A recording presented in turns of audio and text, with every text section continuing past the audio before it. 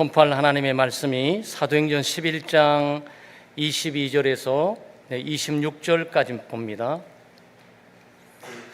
사도행전 11장 22절에서 26절까지 말씀, 제가 한 구절, 우리 함께 있는 모든 교우 직분자들이 한 구절 교독하다가 26절은 함께 한 목소리로 낭독하겠습니다. 예루살렘 교회가 이 사람들의 소문을 듣고 바나바를 안디옥까지 보내니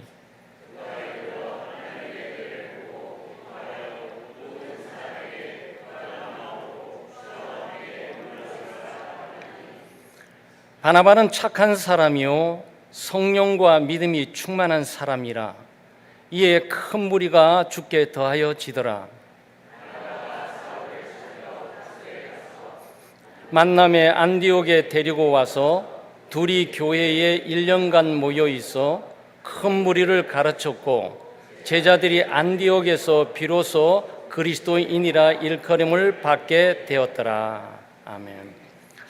여러분, 짧게는 했지만 참고로 제가 19절부터 21절까지 잠깐 문맥의 이해를 돕기 위해서 읽어드립니다.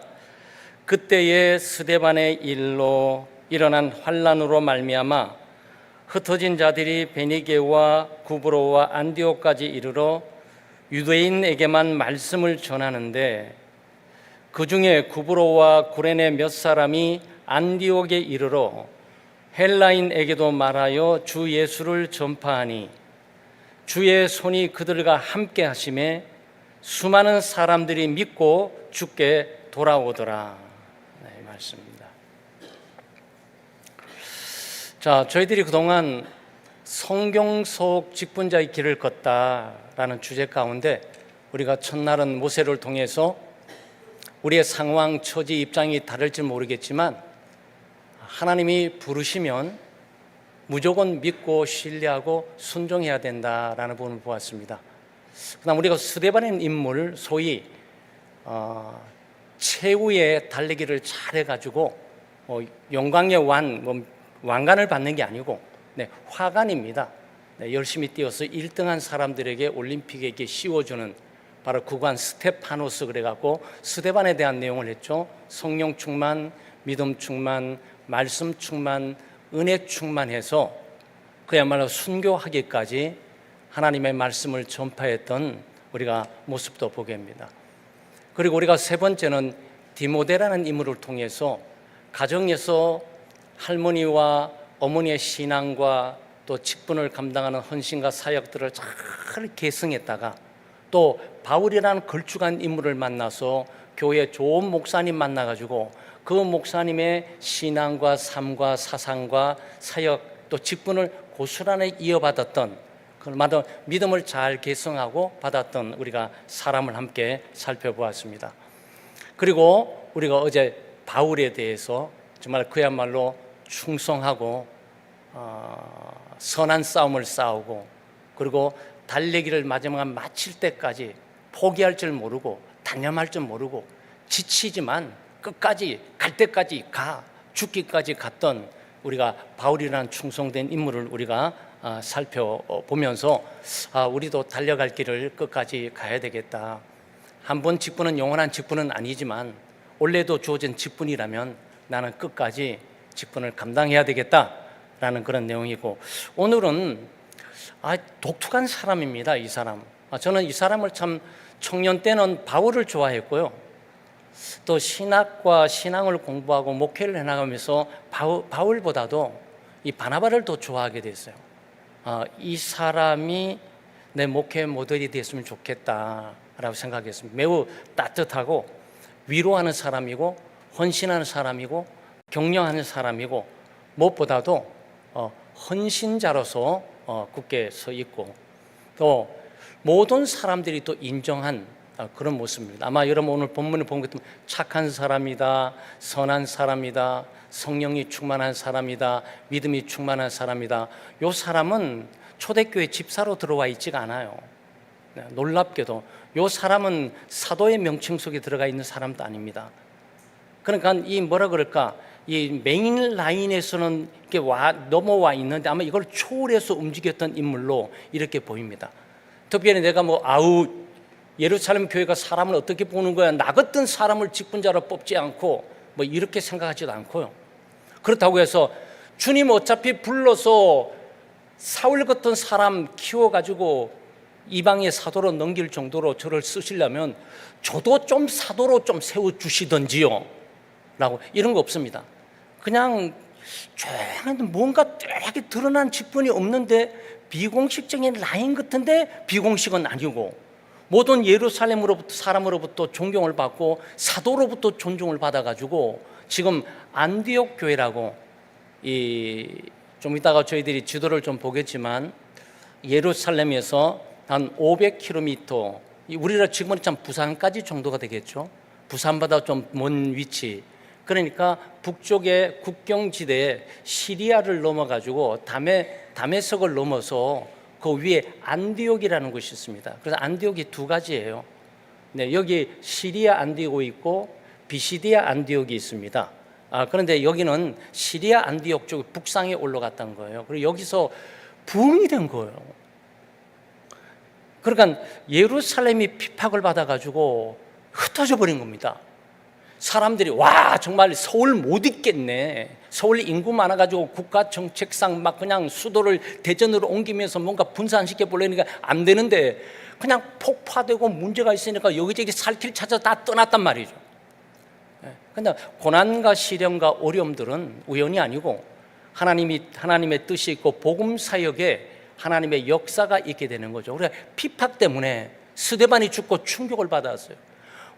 예루살렘에 있다면 다 죽어버리겠다. 빨리 가자. 그래서 흩어졌어요. 흩어져 있는데 감히 이방 사람들에게 전달할 생각을 못하죠. 왜냐하면 유대인들 여러분 밥 같이 안 먹습니다. 여러분 혹시나 저녁이고 제가 피곤해서 어떨 때 그냥 단순하게 말씀만 딱 전하고 그냥 기도가 끝내버릴까 그러다가 제가 가끔 간증을 썩는 이유가 너무 딱도하고 힘들고 피곤해 하실까 봐. 제가 저희들이 얘기하지 않았습니까? 아들이 토론토 북쪽에 있는 유대인 사회 속에 있는 학교에 다니게 됐어요. 왜냐하면 저희들도 몰랐는데 그냥 우리 처용댁이 이사를 그쪽으로 가니까 이사 가는 곳마다 우리 방이 거기에 따로 항상 마련돼 있으니까 그냥 처형이 가는데 우리가 따라가는 거예요. 그러니까 처형이 맨 처음에 유학 오라 그럴 때도 저에게 한 4번, 5번, 6번, 7번 계속 유학 오라 그러는데 제가 그게 곧이 잘 안 들렸어요. 그런데 마지막 전화 왔을 때 일레비 아빠 요셉이 애굽으로 하나님이 먼저 불러서 어려운 시기를 대비한 것처럼 일레비 아빠가 미국 비자에 캔슬돼서 어려움을 겪을 때 하나님께서 나를 캐나다에 보내가지고 지금 다 준비해 놓고 있으니까 학비 걱정 때문에 그러세요. 다 준비되어 있으니까 일레비 아빠는 오기만 해요. 그래서 가게 됐습니다.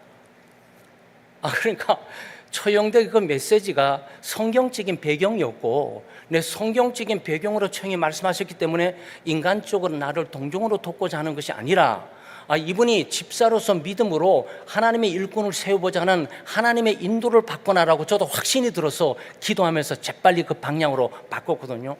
그러다 보니 처형과 같이 살게 되는 거죠. 그러니까 감사한 일이에요. 제가 85년도 미국 그냥 갔더라면 고생하면서 제 공부 제대로 못했을 거예요. 왜 못하면 돈이 있고 뭐 없고 아무것도 없잖아요. 그러니까 뭐 접시를 닦으면서 접시를 닦고 내가 어떻게 하든지 학비를 벌면서 교회가 주는 페이는 내가 먹고 살고 내가 앞으로 공부해야 되는 것은 내가 벌어서 해야지라고 어금니를 깨물고 있었는데 그게 잘 안 된 거죠. 네. 근데 처형이 부를 때 가니까 처형이 다 준비되어 있어요. 그러면 너무 감사한 것은 제가요 6, 7년 동안에 밥만 먹고 공부만 했어요. 밥 먹고 공부하고 교회 가고 봉사하고 헌신하고 가르치고 와서 학교 가서 공부하고 밥 먹고 이것만 계속했어요. 이것만. 네. 그리고 얼마나 더 감사한지 여러분 이것도 감정적인 측면이지만 처형이 그냥 학비만 준비해 놓은 게 아니라 용돈도 준비해 두세요. 책값을 항상 가끔 주세요. 그 책값을 제가 안 쓰고 이렇게 딱 넣어가지고 이게 생활비 보태라고 김간사한테 좀 이렇게 줍니다. 그리고 차를 처형이 벤츠 이상이 되는 차를 딱 새 차를 딱 준비시켜놔요. 그럼 제가 신학교를 타고 가게 되면 제가 부잣집 전도사인 줄 알아요. 그 은혜예요. 근데 저는 아무것도 없거든요. 근데 처형이란 그 집사님을 통해서 제공을 해 주셨거든요. 제가 왜 말씀드리냐면은 이사를 북쪽으로 하니까 우리는 따라갈 수밖에 없어요. 나중에 알고 보니까 거기 그 전체가 유대인이 있는 학교예요. 유대인 사회예요. 그러니까 거기는 인력이 있는 학교는 그 중간에 가니까 전부 유대인이에요. 그래서 이건 뭐가 잘못 온가 아닌가 그러는데 할 수 없이 가까우니까 갈 수밖에 없는데 다니게 됐는데 뭐 참 벅찬 일이죠. 왜냐하면은 안식일 날 토요일 날 애들 잘 나타나지도 않고, 네? 수장절 같은 날 있잖아요. 애들 학교 안 와요. 중국 애들 몇 명하고 우리 아들 일엽이하고 조카 3명하고 제가 차 픽업해 가게 되면 학교가 고해요. 아니 오늘 노는 날인데 왜 이렇게 일엽이 엄마가 이 메시지를 못 받았지? 그래서 전화를 하게 되면 오늘 노는 날이 아니고 학교 가는 날이라는 거예요. 근데 학교 아무도 없는데, 그래서 학교 사무실에 가면 선생님들이 우글우글거려요. 또 이건 또 무슨 일이야? 물어보게 되면 애들이 수장절이라 집들이 부잣집으로 잘 사는데 그 주간은 월요일부터 토요일까지 천막 치고 수풀에 살도록 하는 거예요. 너희들 조상이 광야에서 물 먹고 힘든 거 먹고 살았다는 그걸 그대로 재현시키는 거예요. 그러니까 학교는 안 보내도 신앙교육은 거기서 그렇게 시키는 거예요. 그런 정황 가운데 있게 돼서 아들도 열심히 잘 살아남았죠. 왜냐하면 거기서 탑을 하니까, 거기서 회장을 하니까. 왜 말씀드리냐? 유대인들이 다른 이방인과 절대 같이 밥 안 먹어요. 여러분 분위기 그려지세요? 한국인 하나가 유대인 사회 가운데 아이들이 왕따 시키는 것에 홀로 당당 낳고 중국 아이들 2-3명하고 자기 여동생 1살짜리 여동생하고 있는 밥 먹고만 놀게 되는 그 분위기를 이해하세요? 그걸 어떻게 뚫었을까요? 그 아직도 한 번도 안 물어봤어요. 너는 어떻게 유대 사회를 뚫고 거기에 탑으로 서일 수 있었냐? 제가 안 물어봤어요. 근데 어저께 제가 힌트를 한번 드렸잖아요. 애들 모임에 가든지 그 부모님의 모임에 가면 내가 베냐민 지파라고, 내가 베냐민 지파의 후손이라고. 그래서 이 할아버지 할머니가 깜짝 그냥 놀라는 거예요. 코리안 아이가 너는 어떻게 우리의 족보를 알고 하냐. 그러니까 일레바가 12지파는 다 외우고 있거든요. 그러니까 유다 지파는 어떻고 스불론 지파는 어떻고 갓 지파는 어떻고 어디에 있고 막 얘기하면서 그러지만 나는 사울 왕에 있는 베냐민 지파야. 그러니까 얼마나 귀엽겠습니까? 그것 때문에 점수 따고 살아 이게 남는 거죠. 그런데 지금 유대인들이 흩어져 있는데 이방인 지역으로 갔는데 전도했겠습니까? 전도 안 했다는 거야. 유대인에게만 전도를 했다는 거예요. 그렇지만 그때 오순절날 헬라 쪽에 이방인 쪽에 유대교로 개종했던 사람이 오순절을 지키려고 왔다가 성령 강림을 통해서 예수 그리스도의 죽음과 부활을 믿고 거듭난 삶을 통해서 다시 박해 때문에 돌아가고 있는 상황 가운데인데 이들이 안디옥에 가서, 다시 말씀 북쪽에 가서 전도를 했다, 그 뜻이에요. 너무나 교회가 부흥되게 되니까 예루살렘의 어머니 교회에서 이것을 소식을 들었어요. 그래서 이게 정확히 어떤 사건인지, 새로운 일이잖아요. 분명히 예루살렘은 긴장했을 가능성이 많아요. 우리 전통을 넘어서고 있는데 우리의 종족이 아닌 이방인 쪽에서 교회가 세워졌다? 예수 그리스도를 믿는다고 하는데, 아니 근데 그 수가 엄청나게 늘어나는 우리 예루살렘의 베드로 사도의 설교를 통해서 3,000명이 구원하는 그 놀라운 역사가 그쪽에도 동일하게 있다는데, 이거 진짜인지 가짜인지 알아봐. 누굴 보낼까? 바나바. 여기 지금 12사도들 다 있습니다. 여기에 바나바, 당신이 적격인 것 같습니다. 당신이 안디옥 교회 가서 이 상황들을 파악 한번 해주세요 라는 사건들이 오늘 본문에 그려져 있어요. 그래서 우리는 바로 예루살렘 교회 사도들 뿐만 아니고 교인들의 강렬한 지지와 신뢰를 받고 있고 믿음의 검증을 받고 있는 이 사람은 누군가라는 부분을 우리가 좀 살펴보려고 하는 거죠. 자, 안디옥 교회 좀 잠깐 한번 살펴볼게요. 네, 22절 말씀에 보면 예루살렘 교회가 이 사람들의 소문을 듣고, 안디옥 교회 소문입니다. 바나바를 안디옥까지 보내니 그랬어요. 한번 지도 한번 띄워 보실래요? 자, 여러분 여기 보시게 되면 여러분이 보는 쪽에서 오른쪽이 되겠죠. 여러분들 오른쪽이 되겠는데 오른쪽에 밑에 저 예루살렘이 있잖아요, 그죠? 네, 글씨 보이세요? 네네, 다행. 예루살렘에서 쭉 올라가면 저 안디옥이 있습니다.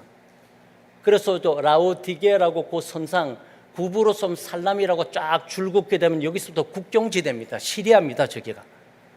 저기가 시리아예요. 네.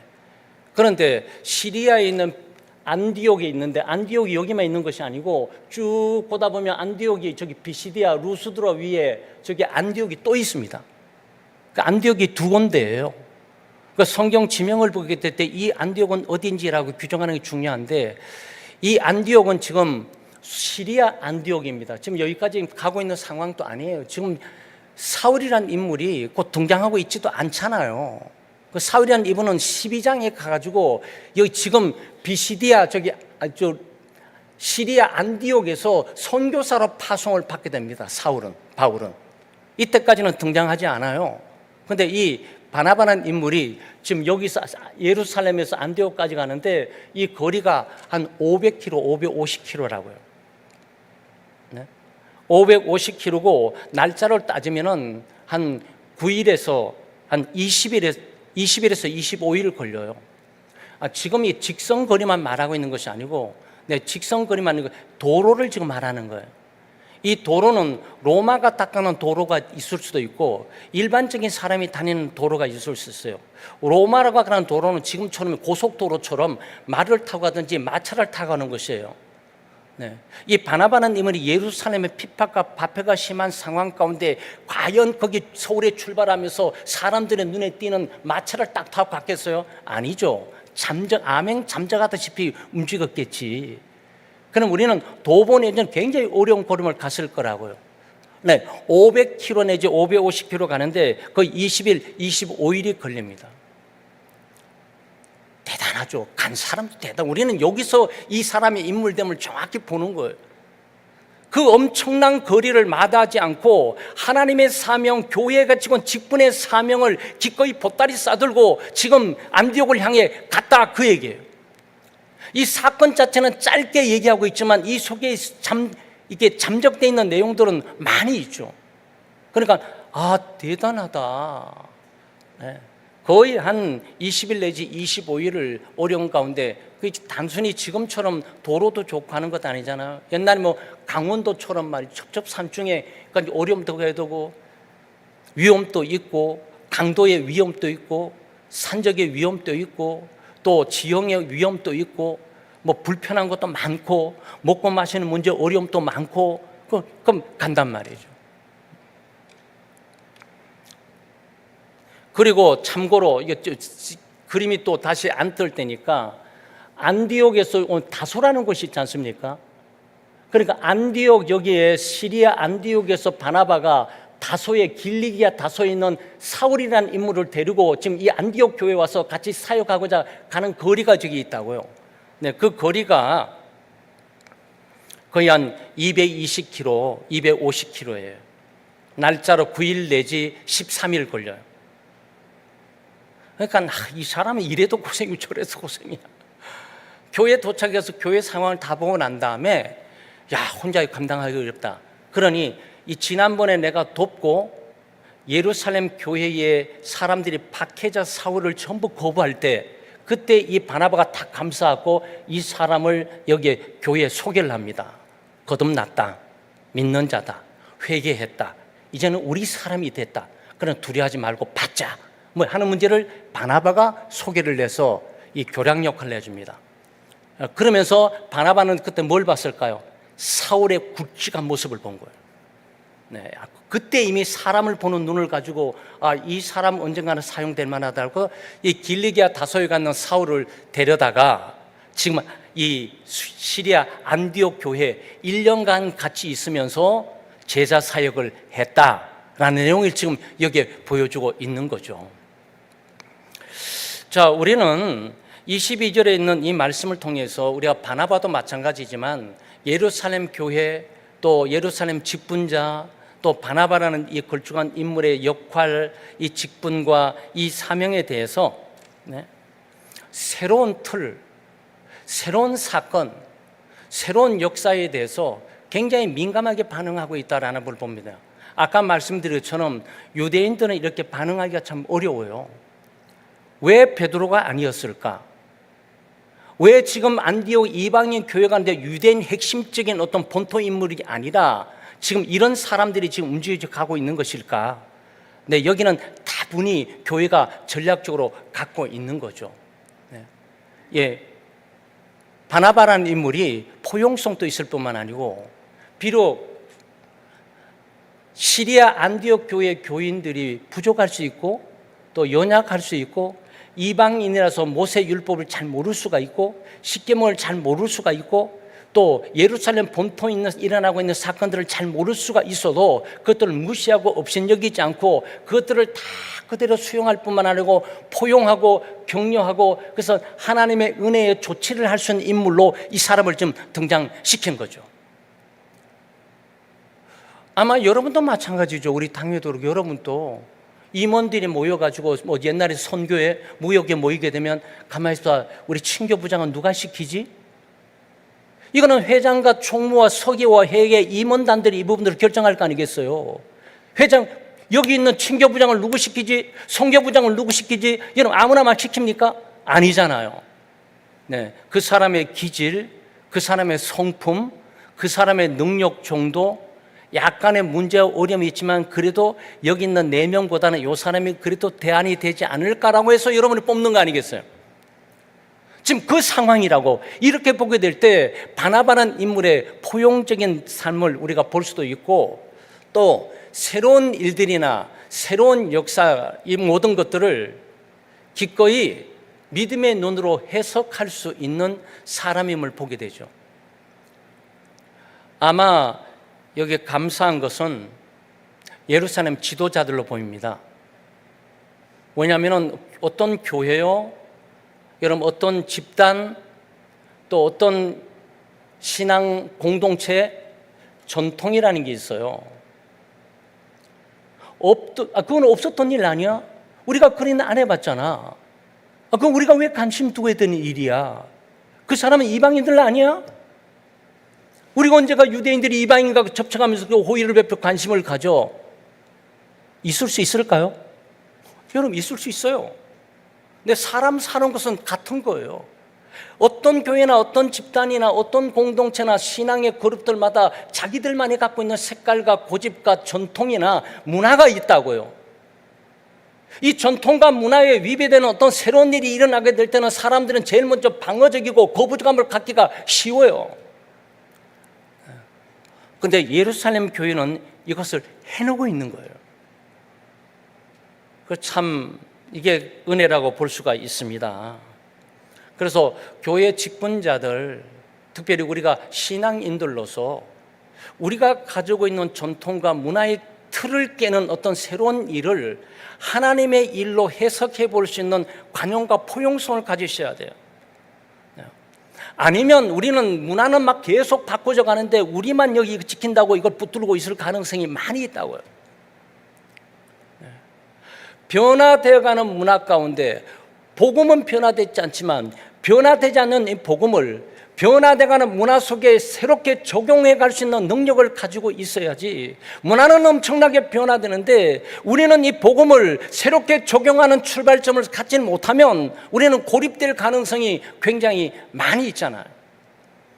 여러분 이런 것들은 비단 신앙계통뿐만 아니고 일반 사회도 그래요. 뭐 저는 많이 충격받았습니다. 꽤 오랜 시간 GM 자동차에서 GM이 문을 닫아가지고 옛날에 우리 뭐 여기 한국 현대와 함께 했다고 그러는데 그럴 문을 닫을 수 있는 그런 회사들이 아니에요. 그건 딱 하나 얘기했습니다. 네. 전문가들이 GM이 흘러가는 시대 흐름을 읽지를 못했다. 지도부가.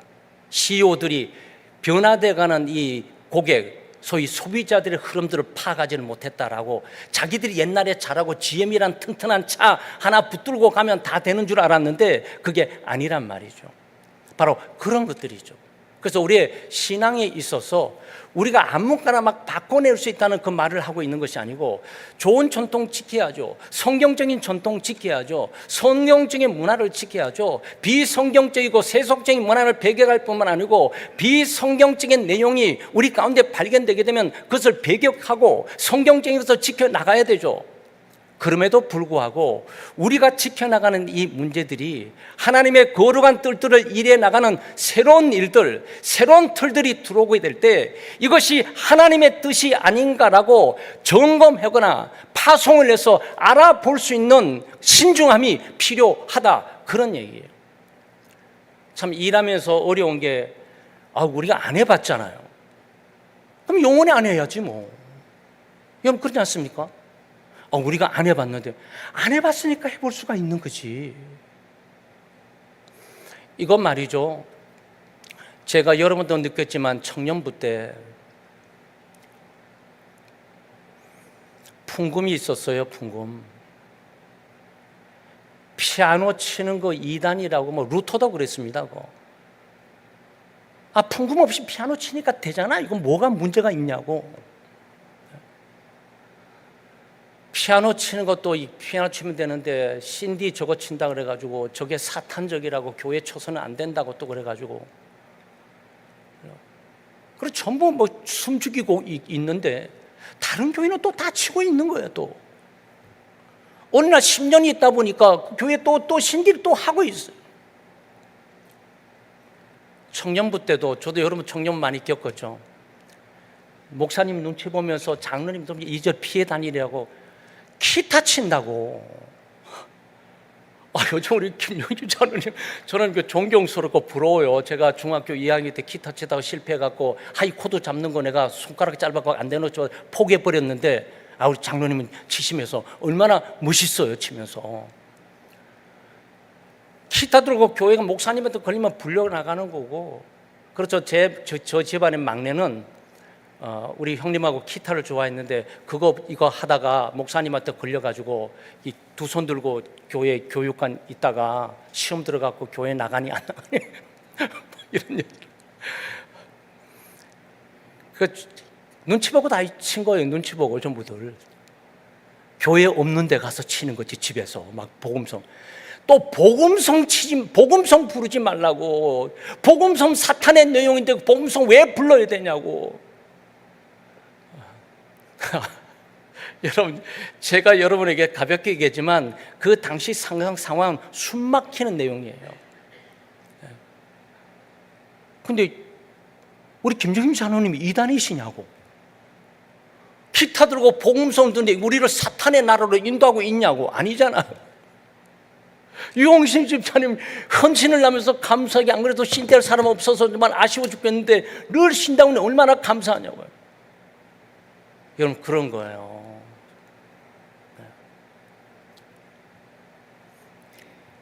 우리 창대교회 장로님들 고생하고 애 많이 쓰셨는데, 원로 목사님하고 단판 짓고 타이반이라고 드럼역이 올라오는 거. 그리고 전충년 목사님이라고 동천교회 목사님이 계셨는데, 어머니가 이훈환 권사님이세요. 이훈환 권사님, 제가 토론토에 같이 6, 7년을 같이 살았으니까 뭐 우리 집하고는 10년을 같이 살았습니다. 네. 대천교회 가셨다가 올해 또 대천교회에서 드럼 치는 거 보고 휙 나와버리셨어. 네. 그래, 여러분 이거 말이죠. 이거 자연스러운 거 아니에요. 네, 기도 많이 하고 시간 많이 끌고 또 우리 장로님들 애도 쓰고 또 그냥 원로 목사님 설득하고 그러셨어요. 뭐 그게 나쁜 게 아니에요. 제가 말한 포인트는 뭐냐? 전통 중요합니다. 우리가 지켜온 문화는 정말 소중한 거예요.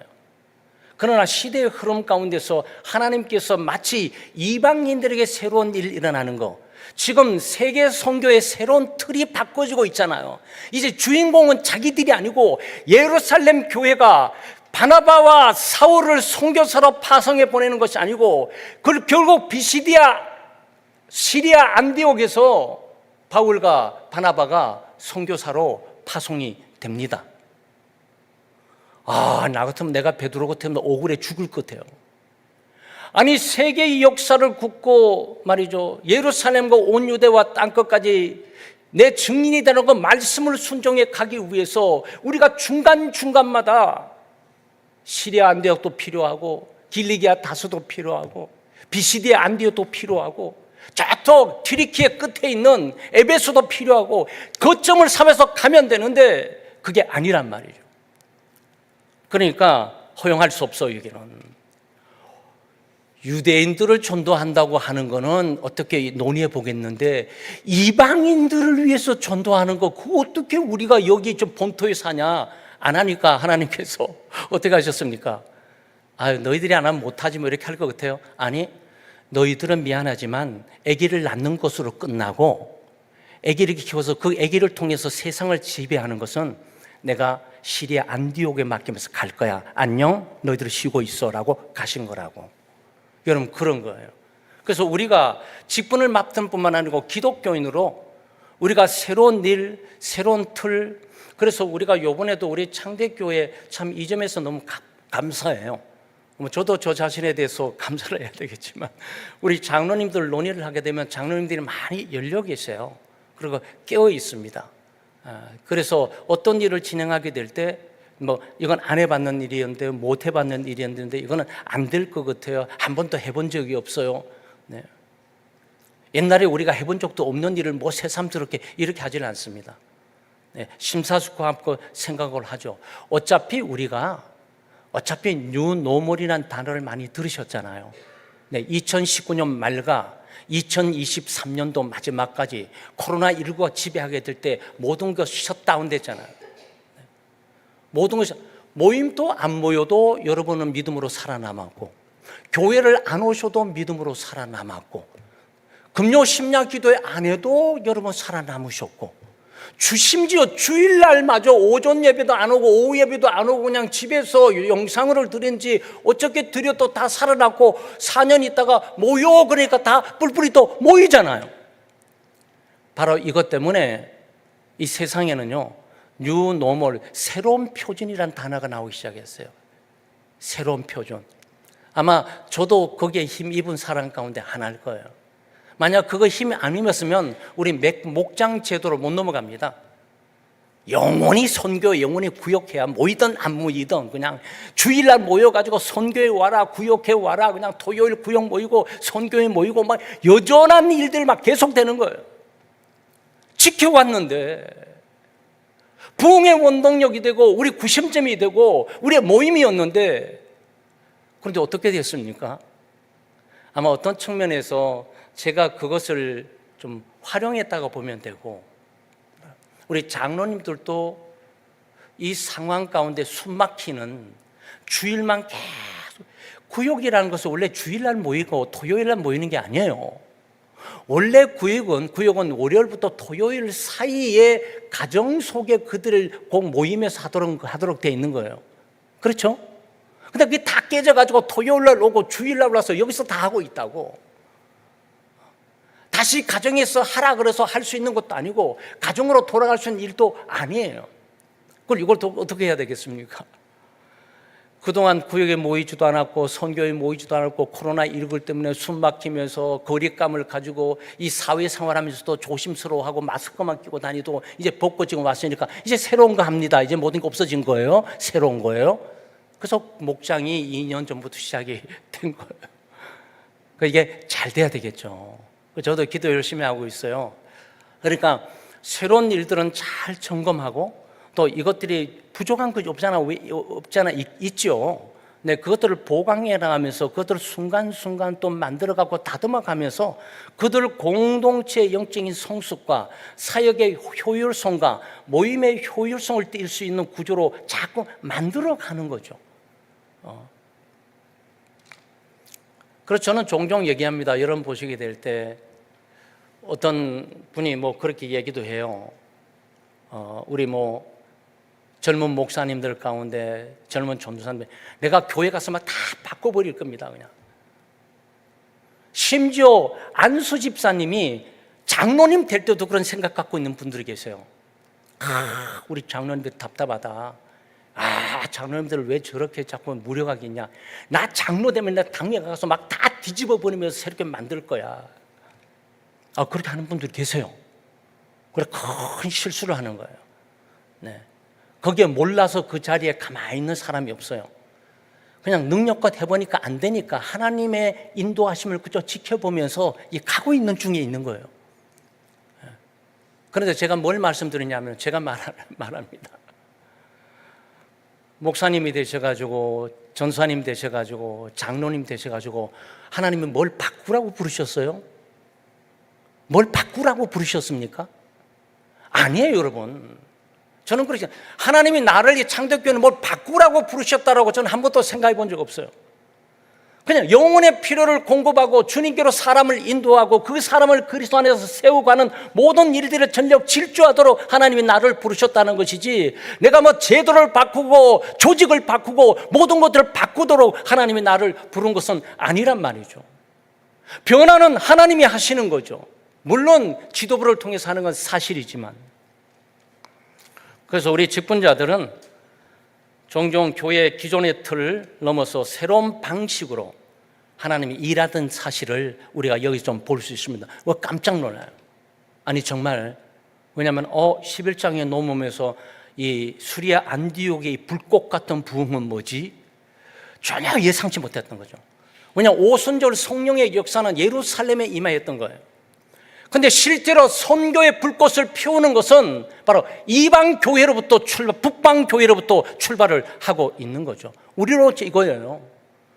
대한민국을 세우고 대한민국 경제뿐만 아니고 교육과 여러 가지 정치의 중심지가 서울이어야 되는데 오늘날 보니까 뭐 우리는 북쪽하고 관계가 없는 것처럼 보이지만 오늘날 저 밑에 보니까 대전에서 일이 일어나고 있는 거야. 이것도 뭐지?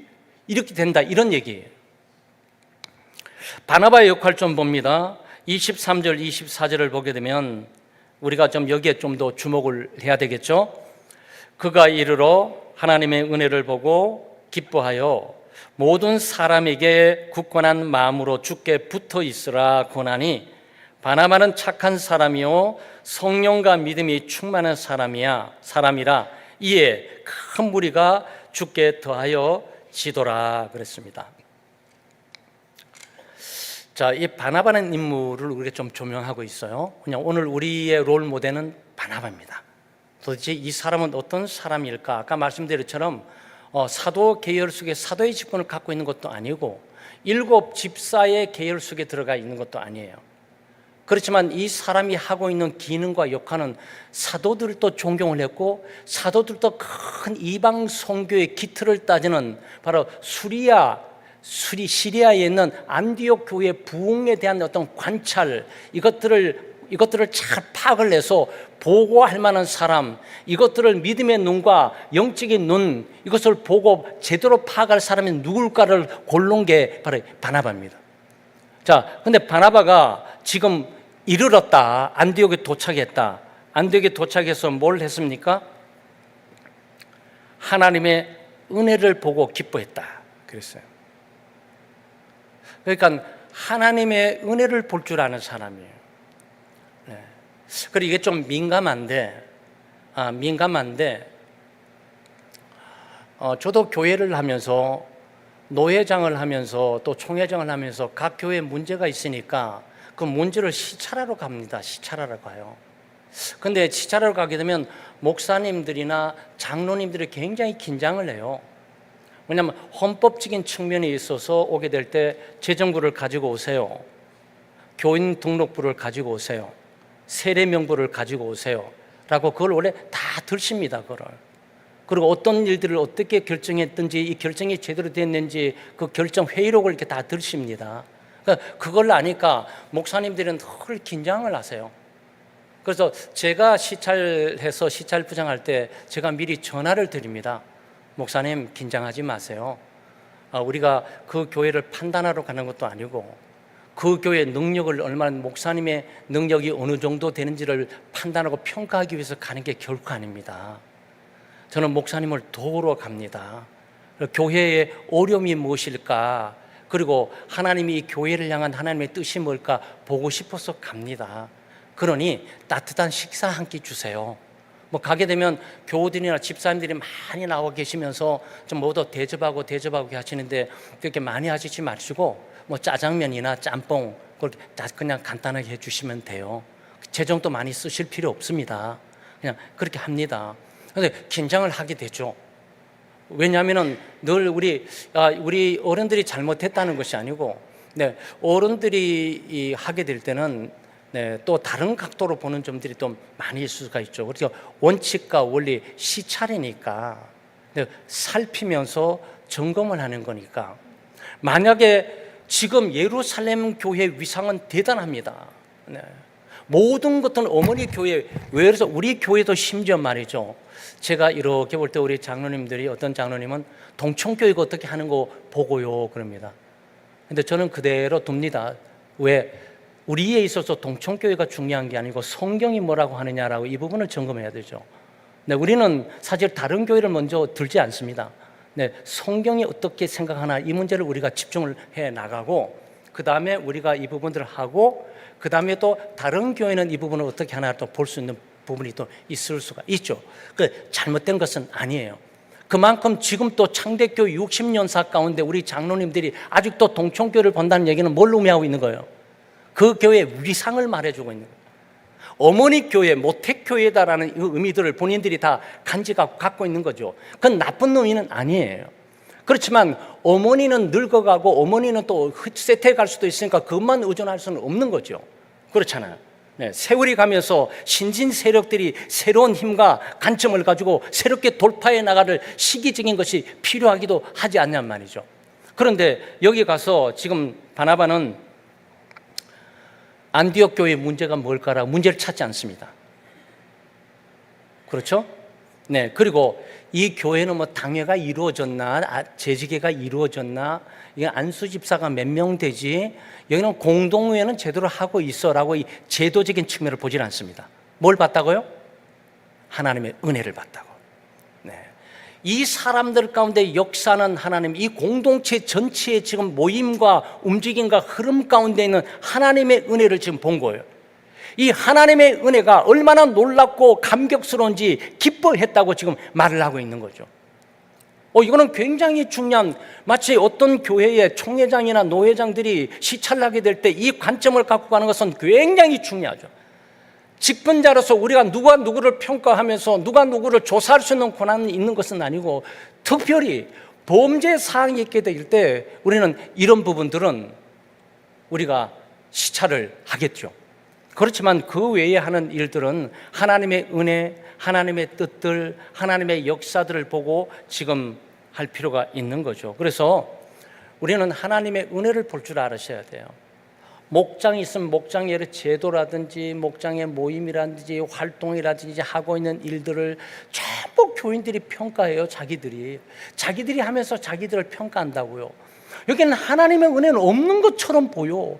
무슨 공동체가 그렇게 문제도 많고 모임이 왜 그렇게 문제 많고 모두가 문제만 지적하고 있으니까 은혜는 간 곳이 없죠. 그런데 과연 그럴까요? 여러분, 아무리 수가 좋고 아무리 능력이 드러나지 않아도 예수를 믿는 믿음의 사람들이 모이게 될 때 그건 은혜의 모임이에요. 그래서 심지어 말이죠, 아도니람 쩌스던 경우에 버마에서 전도를 하면서 5년 동안 전도를 해도 한 명도 전도를 못했다 그러잖아요. 한 명도 전도 못했어요. 교인 한 명 모여있는데 이건 뭐 한 명이 아니라 수많은 사람이 수백 명이 아니 또 수천 명이 모여있는데 이게 하나님의 은혜가 아니고 뭐냐고, 그걸 본 거예요. 근데 여기서 말이지, 왜 당회가 왜 없으세요? 여기는 왜 장로를 안 뽑으셨어요? 아우, 안수 집사 이 정도가 되면 한 50명은 돼야 되는데 여기는 왜 이렇게 적지? 아니, 제도 관찰하고 간 건 아니잖아요. 그래서 바나바라는 인물은 이 핵심 포인트가 뭔지를 정확히 알고 간단 말이죠. 그래서 직분자는 모임 속에 있는 하나님의 은혜를 볼 줄 알아야 됩니다. 근데 이거는 기도할 줄 아는 사람이어야 되는 거고, 성령의 인도를 받는 사람이어야 하는 거죠. 그리고 권면할 줄 아는 사람입니다. 네. 굳건한 마음으로 주님께 붙어 있으라고 권면을 합니다. 그러니까 권면할 정도 되게 뭐죠? 네, 삶과 인격과 하나님의 말씀이 준비되어 있다는 거죠. 정확히 공동체 상황을 뚫어보면서 하나님의 은혜임을 보고 하나님의 은혜에 감사하고 참으로 기쁘다. 그렇지만 좀 더 주님께 가까이 붙어갈 필요가 좀 있다. 이것은 말로 이렇게 하는 거지만 믿음도 권면했을 거고, 말씀 가운데 붙들고 살아가는 것도 권면했을 거고, 모일 때마다 함께 기도해야 될 기도의 결속력에 대한 중요한 것도 이게 권면을 했을 거고, 뭐 다양한 모든 부분이 권면 속에 다 들어있는 거죠. 그래서 말이 권면이지, 여러분 성경에 권사님이라는 용어 보신 적 있어요? 집사란 단어 있고, 감독이란 단어 있고, 목사란 단어 있고, 장로란 단어가 있는데 권사란 단어 보신 적 있으세요? 도대체 그건 어디서 나온 걸까? 네, 요 사람에게 나왔습니다. 위로의 사람, 권면의 사람. 그래서 이게 권면하고 위로하고 권면하는 것이 권사의 직분이다라고, 직분이 여기서부터 권사 현대 직분이 나오기 시작을 한 거예요. 그래서 우리 헌법에도 권사님에 대한 사역에 대한 내용이 잘 위로할 줄 알고 사람을 잘 권면하면서 얘기를 합니다.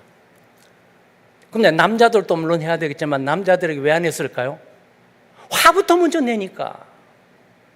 남자들은 말하기도 이제 화부터 먼저 내고 짜증부터 먼저 내니까 이건 뭐 일이 안 돼요. 그리고 여성들은 차종치종 얘기를 하고 차근차근 얘기를 해갖고 이 상황들이 말이 될 대로 결국 언니 그렇게 됐구나. 그랬었네. 이렇게 돼야 되는데 언니는 왜 그래가지고 나를 아프게 하고 들어보지도 않고 그냥 도대체 남자들이 간다 그런 말이죠. 그러니까 통계적이에요.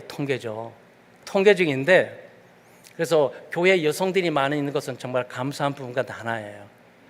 남성의 무용론을 펴는 것이 아니고 남성 사역의 한계를 여성들이 섬세하게 세미하게 이 부분들을 하는 거예요. 남자들이 문제를 집안도 마찬가지죠. 여성들이 문제도 많이 일으켜요. 안 일으키는 아닌데 대부분 지금 모르겠지만 대부분 남자들이 바깥 일을 하면서 문제를 많이 일으켜 놓고 여성들이 아내들이 가지고 그거 다 이게 해결을 해 갑니다. 그래서 요즘 눈을 뜨고 있는 이 회사에 인사과정은 여성들을 많이 둡니다. 인사과정은 여성들이 사람 보는 눈이 남자보다도 여자들이 더 날카로워요. 아래를 보는 것도 그렇잖아요. 남자들은 이렇게 눈 보고 지나가는데 여자들은 위에서 한꺼번에 쫙 훑어본다 그러잖아요. 이건 제가 말하는 게 아니고 우리 김 간사가 그러더라고요. 아니 뭐 이렇게 한눈이 어떻게 지나가면서 그게 보입니까? 나는 머리만 보고 지나갔는데 그거 어떻게 보여요? 그랬더니 우리는 볼 때 밑에서 위로 한번 보면 다 안 돼요. 그래서 위서부터 딱 이렇게 보면 이렇게 한순간에 이렇게 딱 본다는 거예요. 우리는 그런 눈짓 하기도 어려운데 여성들은 그걸 해내네요. 그 자연스럽게 내는 거예요. 그러니까 이것은 인사 문제에 있어서 사람들을 잘 부르고, 물론 꼭 여성들이 최고라는 거 말을 드리는 게 아니에요. 보편적으로 지금 그런 상황이에요. 그래서 남자들이 늘 실수하잖아요. 여성분들이 여보 그 남자 만나지 마. 그 사람 친구 조심해야 돼. 그럼 남자들이 뭐라고 얘기하죠? 당신이 뭘 안다고. 이거 돼요, 여자는. 나 그 친구랑 같이 고등학교 동창이야, 여보. 당신 건 한두 번 보고 당신이 어떻게 평가해? 나는 지금 고등학교 때 그 친구 알았던 친구야. 나중에 알고 보면 또 사기 당한 거야. 그럴 줄 알았지. 그럼 아내에게 또 얘기하면 여보 미안해. 당신의 말이 옳았던 것 같아. 앞으로 좀 당신 말을 좀 내가 좀 귀담는 겸손함이 필요한 것 같아. 이러면 얼마나 좋겠어요. 아니 화나 죽겠는데 또 왜 당신까지 그래?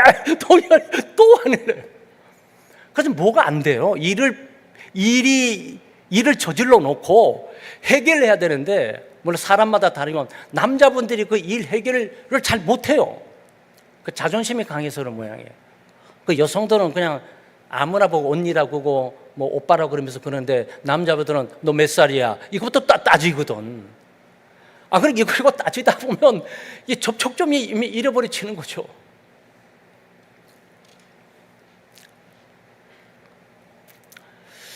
네, 사도행전 4장 36절, 37절에 여러분 보시게 되면 바나바는 위로와 격려의 사람입니다.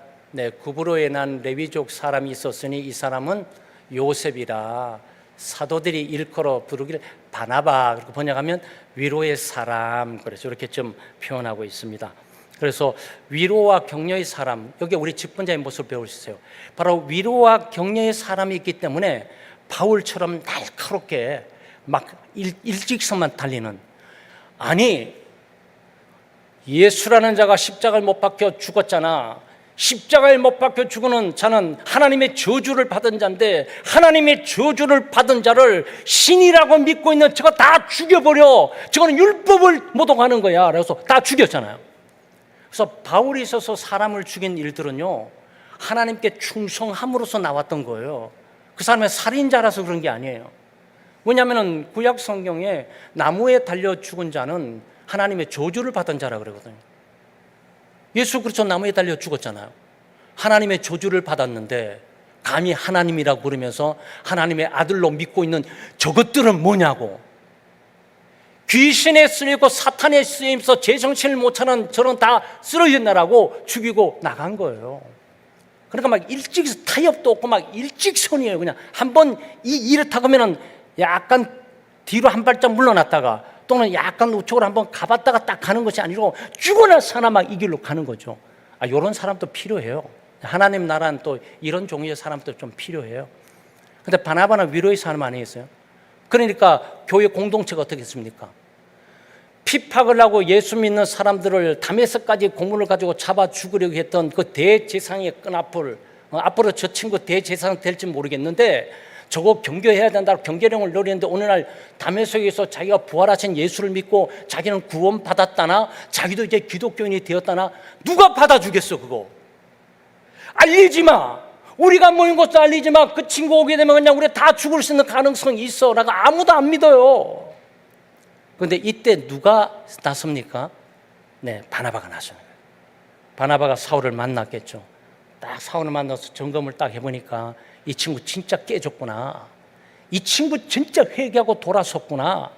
그래서 이 친구 말을 듣보니까 자기는 저주받은 줄 알았는데 그 저주받은 게 사실이라고. 그 저주는 예수 자신의 저주가 아니라 우리의 저주, 나의 저주를 대신해 죽은 사건이라는 것을 나는 깨달았노라. 그러니까 하나님의 사랑과 구원에 나는 감격하고 난 이 사건들을 유대인 나 같은 존재들이 나는 전파할 뜨거운 마음을 갖고 있어. 이걸 발견을 한 거죠. 예루살렘에 딱 데리고 와가지고 사도들에게 이 친구는 이러하고 이러고 저러고 저러고 다 받아들여야 됩니다. 그래서 예루살렘 교회가 안심을 하고, 그리고 그래도 교회 지체로 예루살렘 두지 않았어요. 그래서 길르기아 다소로 고향으로 자기가 태어나서 자란 곳으로 돌아간 거예요. 지금 사울은 지금 거기 가 있어요. 네. 이거는 그래서 우리는 교회 생활 가운데 위로할 줄 아는 사람, 격려할 줄 아는 사람, 직분자가 되어야 됩니다. 다 하나님의 일을 하면서 지치고 피곤하고 힘들고 어렵거든요. 그러니까 감사해. 성김이 너무 고마워. 이 집사가 같이 있어주는 것만으로 나는 힘이 돼. 나는 아무것도 안 하고 나는 무능하거나 교회에 쓸모도 없는 것처럼. 아니, 이 집사 앞에 뒤통수만 봐도 나는 은혜로워. 그거 알고 있었어? 얼굴 보면서 아침에 내가 교회 나오게 될 때 다른 사람도 많이 반가워. 이 집사 보면 넌 더더욱 반가워. 힘이 솟구쳐. 나 정말 준 봉사는 큰 격려가 돼. 말을 해주면 되잖아요. 그죠? 감사하다. 함께 있어서 고맙다. 함께 한 집사가 돼서 고맙다. 우리 목장원이 돼서 고맙다. 당신이 있어서 내가 여기 있는 존재의 의미도 있다. 우리가 함께 말을 해주는 것은 굉장히 귀한 일이죠. 그건 격려하는 거 돈 드는 게 아니니까. 꼭 돈 많이 들고 식사를 막 대접해 줘야 된다 그래가지고 이 사람이 세워지는 거 아니에요. 그냥 어깨 한번 잡아줬을 뿐인데 우리도 그런 일이 있잖아요. 참 그 신기하더라고. 굉장히 힘들고 어렵고 이렇게 있는데 뭐 다른 사람도 아니고 김 간사가 우리 김 간사는 저에게는 위로의 반합한데 그냥 아무 말도 안 하고 그냥 어깨 손 터 올리면 이건 뭐지? 괜히 든든한 느낌이 들어요. 여러분도 한번 해보세요. 정말 힘들고 지치고 어려운데 아무도 말하고 싶지도 않고 말하고 싶지도 않아요. 또 아무도 들어줄 것 같지도 않고 이건 나만 갖고 가야 될 것처럼 보여. 또 이 어려움들을 집에 와가지고 아내에게 맺는 것도 이것도 초라해보, 이것도 패배의식을 갖는 내 자신, 남편이 아내를 위라고 격려하지 못할 만큼 집에까지 와가지고 밖에 있는 어려운 문제를 지금 가지고 와 있는 내 자신이 정말 이렇게 했지만 난 이 남편으로 살아야 되나 초라한 마음이 든단 말이죠. 그 입 다물고 꾹 있으려니 얼마나 힘들겠어요. 자기도 눈치를 채는데 아무 얘기도 안 하고 그냥 와가지고 그냥 어깨 툭툭 가만히 앉아 있어요. 이건 뭐지? 근데 한참 있다 보면 따뜻한 온기도 느껴지고 기분이 좀 전환돼요. 그렇지. 옆에 내 사랑하는 아내 동력자가 있었지. 그렇지. 나 혼자가 아니지. 그럼 마음 좀 풀리면 이제 나 얼굴 표정 보다가 커피 한 잔 줄까요? 그건 커피도 먹고 싶지 않고 막 이런 마음이 드는데 그때쯤 되면 커피 주면 고맙죠. 커피는 그때 한 잔 먹으면서 저 얘기하면 다 풀려버려요. 여러분 그런 동력자 필요해요. 여러분의 속마음 아픔들, 상처와 슬픔들, 억울함과 부당한 대우들, 어디에도 말할 수 없는 그것들 말이죠. 누구에도 말해봐야 섬에 들리면 잔뜩 걸리는 거, 또 말해봐야 내 패배에 자라는 모습만 증명되고 드러났던 모습, 이걸 누가 감춰주고 덮어주냐고요. 그런데 아내는 눈치를 챌 거 아니겠어요. 자기 남편 너무나 잘하니까 이 양반 밖에 나가서 깨졌구나. 그렇게 막 열정을 가지고 쫙 부르고 앞을 나가더니 오늘은 또 완전히 엘리야처럼 그냥 주여 죽여주시옵소서 이런 식으로 앉아있구나라고 눈치챌 거 아니겠어요. 그러니까 자기도 이렇게 말 시키면 또 좀 조용히 하세요 또 이럴까봐 이렇게 말을 안 시키고 어깨만 탁 얹으면 그 수법을 좀 씁니다 옛날에. 근데 요즘은 이제 내가 많이 씁니다. 제가 쓰는 수법은 어깨 수법이 아니고요, 이 소파에 항상 이게 누워서 이렇게 어지러워서 이렇게 있으니까 제가 이렇게 가가지고 뒤에 있으면 소파 뒤에 딱 쓰거든요. 소파에서 머리에 손을 이렇게 딱 좀 이게 뭐야? 그래서 기도입니다. 우리 손 사실 기도하지는 않아요. 기도도 어떻게 날마다 하겠습니까? 네. 그러면 자기도 이렇게 좋은가 봐요. 가만히 있으면 주의 종이 안수를 할 때는 가만히 있으세요. 네, 우리 경력 필요합니다. 그리고 2026년도 우리 직분자끼리 많이 격려합시다. 네, 좀 입이 좀 말하기 힘들고 어려워도 고맙다, 감사하다, 반갑다, 너무 귀하다, 정말 이 집사가 있어서 너무 고마워, 여보 당신이 있어서 고마워, 말 한마디 던지는 거 중요합니다. 사도행전 9장 26절 28절에 바나바는 중재의 사람입니다. 그렇게 박해자 사울을 잘 이렇게 품고 또 사울을 믿어주고 그를 사도들 앞에 잘 소개를 해 줍니다. 그래 직분자는 주변에 있는 사람끼리 연결시켜 주는 거죠. 오해에 있는 사람끼리 연결시켜 주는 거죠. 다툰 사람끼리 연결시켜 주고, 사실은 이 사울과 예루살렘은 가장 큰 적들입니다.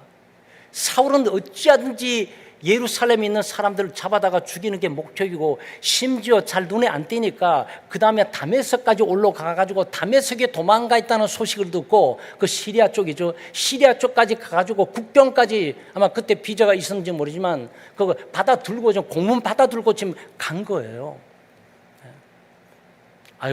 그러니 이 사람은 예수 믿고 전도하는 일에 예수 믿는 사람 잡아 죽이기 위해서 혈안이 되듯이 예수 안 믿는 사람 구원하기 위해서 혈안이 되면서 살아가야 될 운명적인 사람이에요, 이 사람은. 그래서 우리는 좀 다툼과 분쟁이 있는 직분자끼리 우리가 좀 연결시켜주고, 오해가 있거나 서로 관계가 소원해진 사람에게 교량 역할에 대해서 함께 화합하고 또 서로가 오해를 풀고 또 연합과 일치를 통해서 하나님 일을 해 나갈 수 있도록 우리가 교량 역할, 다리 역할을 잘 해야 되겠습니다. 사도행전 15장 36절 41절에 보게 되면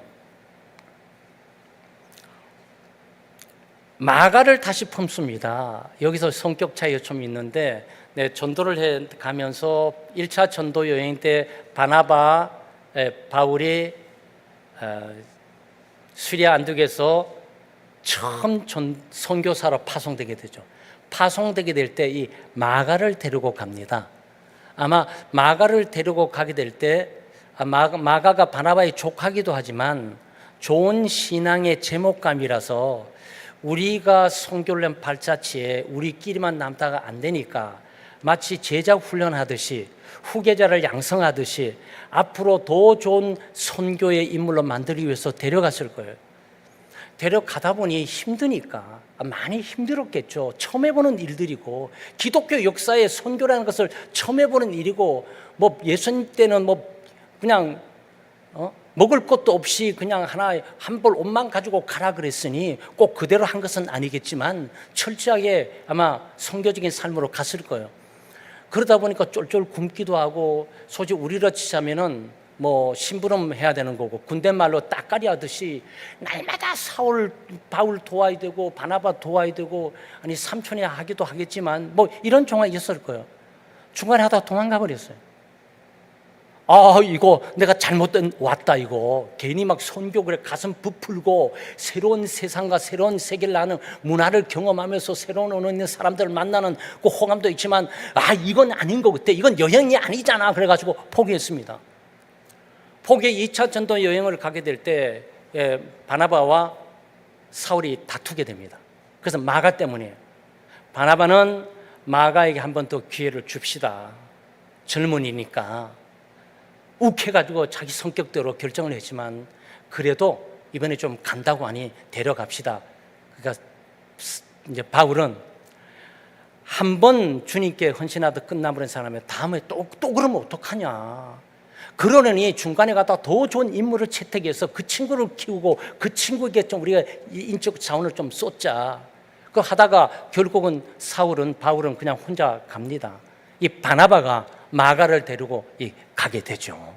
네, 이런 것을 보면서 실수를 용납할 줄 그렇다고 해서 바울 사도가 다른 직분자의 일을 실수한 것들을 용서하지 못하고 용납하지 못한다는 측면이 아니에요. 사울에게 있어서 지금의 험악한 이 터전을 가는데 그는 아니란 사고 방식을 가지고 가기는 정말 어렵다. 가다가 또 한 번 있게 되게 될 때 나도 상처를 받고 바나바도 상처를 받고 우리 자체도 위축받는 그런 일이 있어서 안 되고 또 두 번 또 그렇게 하게 될 때 그 사람의 미래가 또 어떻게 되냐라고 깊이 생각을 했을 거예요. 그래서 저 같은 경우에 바울이 마가를 그냥 필요 없고 또 이 사람 쓸모없고 있어봐야 안 되는 사람에게 제거한 그런 쪽이 아니라 마가를 생각해서 좀 더 신중하게 선교하는 일들을 헌신하는 일들을 좀 더 신중하게 해라. 좀 이런 측면이 강합니다. 그래서 이런 정신들은 중국 내지 선교에 좀 있었어요. 네. 중국 내지 선교가 한참 진행되게 될 때 영국에서 선교사를 많이 보냈잖아요. 네. 영국에서 선교사를 많이 보내면서 선교사를 이렇게 봤는데 그게 뭐 우수한 학력도 있고 또 의학도 준비되고 있고 능력도 준비되고 있고 뭐 이런 사람들이 많이 했는데 허드슨 테일러예요. 내지 선교의 중심부를 장악하면서 갔던 분이 허드슨 테일러인데 이 테일러가 딱 하나 묻습니다. 네. 여기 와서 돌아갈 생각이냐? 아니 왔다가 좀 해보고 그러면 오지 마라. 여기 와서 죽어라. 그 얘기예요. 그러니까 모든 것들을 다 버려두고 여기 와서 죽을 친구들만 와라. 뭐 와서 안 되면 돌아간다. 또 와서 안 되면 다른 것을 또 방향을 생각해 본다라고 실험 무대로 생각하려면 오지 마라. 그 얘기예요. 그런 어떤 의식 구조가 이 바울 속에 있었을 가능성이 굉장히 짙어요. 그러니까 이것은 본인이 왔다 가는 것은 본인의 실패로 남고 어려움이 있을 수 있으니 차라리 본인이 거기서 영국 교회에서 집사로 장로로 잘 섬기고 있으면 명예롭게 다 가는 것이 아니겠냐, 그런 얘기들이죠.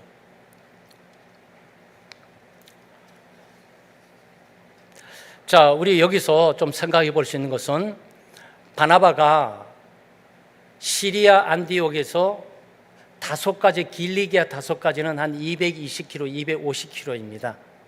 네. 그러니까 9일에서 한 12일 걸리는 거예요. 네.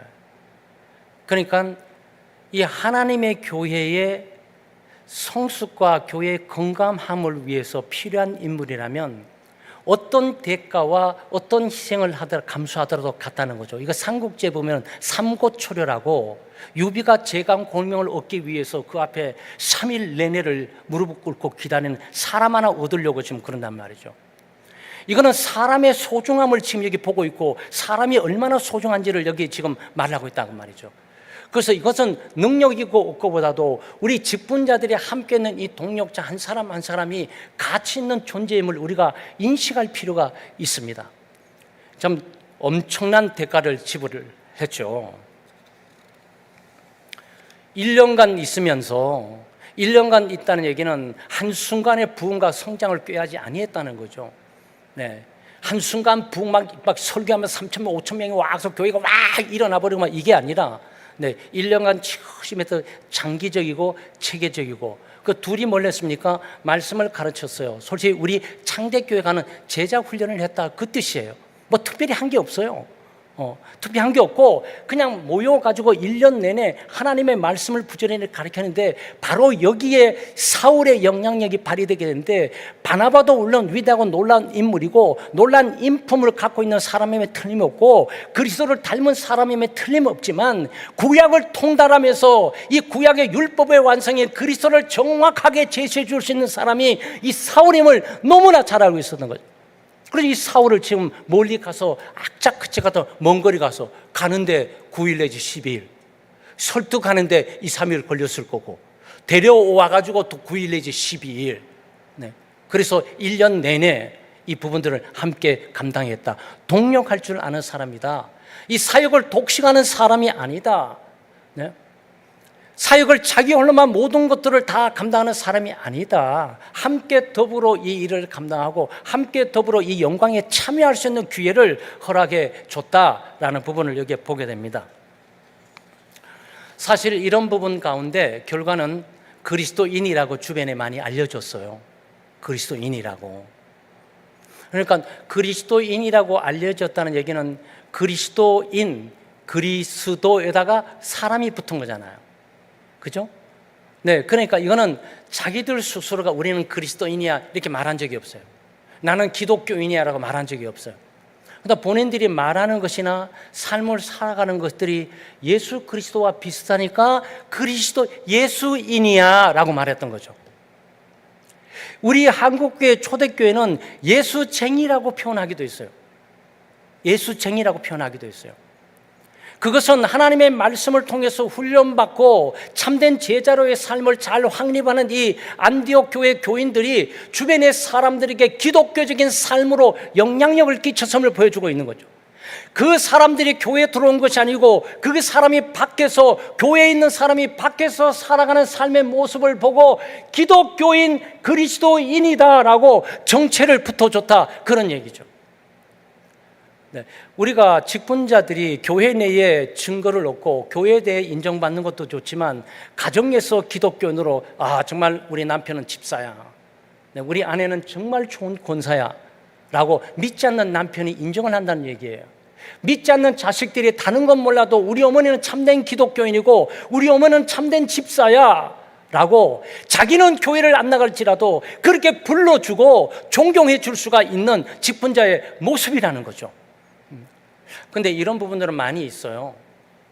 사실은 경우가 좀 다르지만 퓨리탄이라고 있습니다. 청교도라고 여러분 들어봤는데 16세기 영국의 국교도들 내에 일어났던 명칭이에요. 퓨리탄, 청교도들 그랬어요.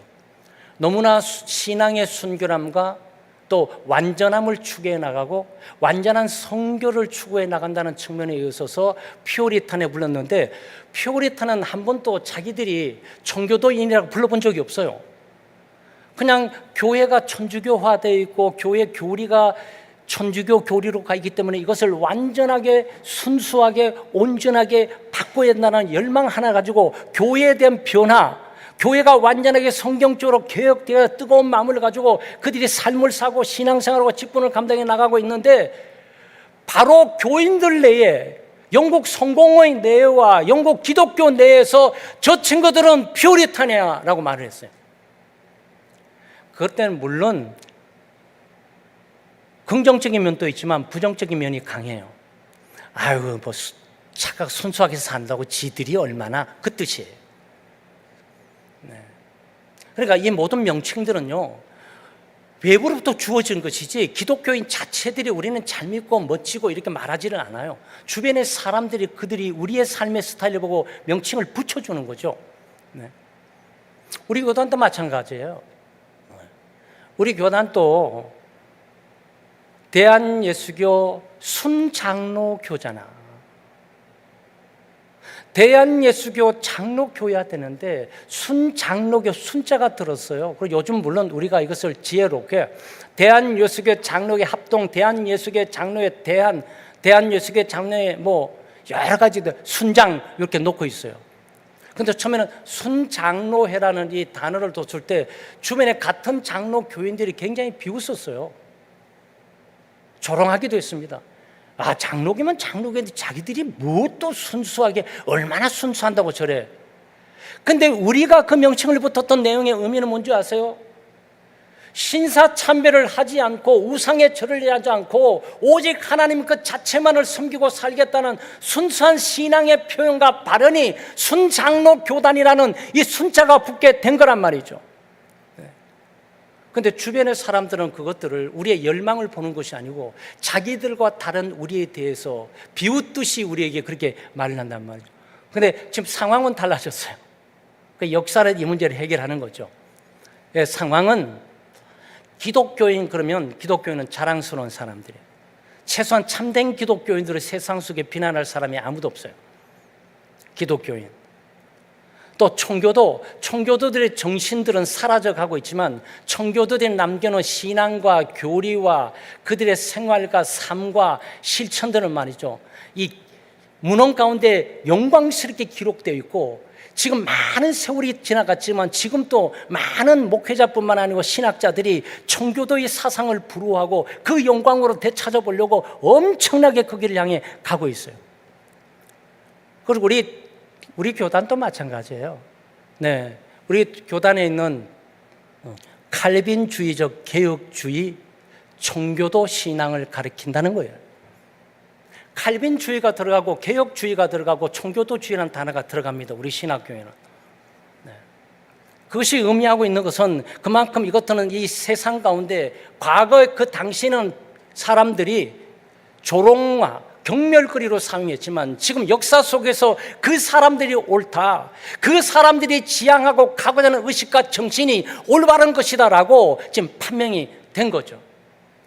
그래서 지금 또 의미 있는 분들이 열정을 가지고 함께 많이 묵상을 하고 공부를 합니다. 적용장관 나눕니다. 우리는 교회 성장과 확장, 부흥을 위한 직분자들이 되어야 되겠습니다. 우리는 서로의 직분과 신앙을 격려하고 위로하고 세울 수 있는 사람들이 되어야 되겠습니다. 우리는 우리 자신만 사역을 독식하는 것이 아니고 함께 은사를 가지고 있는 사람들을 찾아서 우리의 사역에 참여시키는 이 공동의 사역을 해나가는, 협력하는 그런 공동체로 우리가 만들어가야 되겠습니다. 그리고 우리 창대교회는 우리가 가지고 있는 믿음과 신앙, 또 우리가 가지고 있는 직분들의 정체성이 우리 교회 내에서만 인정받는 것이 아니고 우리 가정의 불신 자녀와 불신 아내와 남편 가운데, 불신 친척들 가운데, 불신 친구들의 이웃들 가운데서도 인정받고 검증받는 그런 직분자의 삶을 살아가야 되겠습니다. 사나 죽으나 주의 것임을 다시 한번 확인하고, 내가 그리스도와 함께 못 박혀 죽었나니 이제는 내가 산 것이 아니고 오직 내 안에 그리스도께서 사신 것이라. 이제 내가 육체 가운데 사는 것은 나를 사랑하사 나를 위하여 자기 몸을 버리신 하나님의 아들을 믿는 믿음 가운데 사는 것이라는 고백으로 우리가 주님의 보좌 앞에 나가도록 하겠습니다.